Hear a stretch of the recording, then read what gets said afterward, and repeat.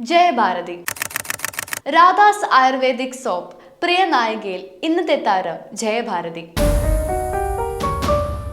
തമിഴ്നാട്ടിലെ ഈറോഡിൽ ജനിച്ച ജയഭാരതി 1967 അഭിനയ ജീവിതം തുടങ്ങുന്നത്. ശശികുമാർ സംവിധാനം ചെയ്ത പെൺമക്കൾ എന്ന ചിത്രത്തിലൂടെ വെള്ളിത്തിരയിലെത്തി. മലയാള സിനിമയിലെ ഒരു കാലത്തെ ഏറ്റവും പ്രിയപ്പെട്ട പ്രണയ ജോഡികളായിരുന്നു പ്രേം നസീറും ജയഭാരതിയും. വശ്യസുന്ദര നായിക വേഷങ്ങളിലൂടെ ഒരു കാലഘട്ടത്തെ ത്രസിപ്പിച്ച നായിക കൂടിയാണ് ജയഭാരതി.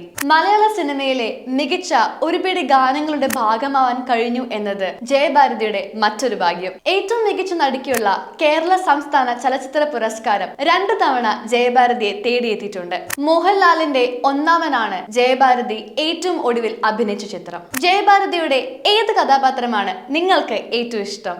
കമന്റ് ചെയ്യൂ. രാധാസ് ആയുർവേദിക് സോപ്പ് പ്രിയ നായിക.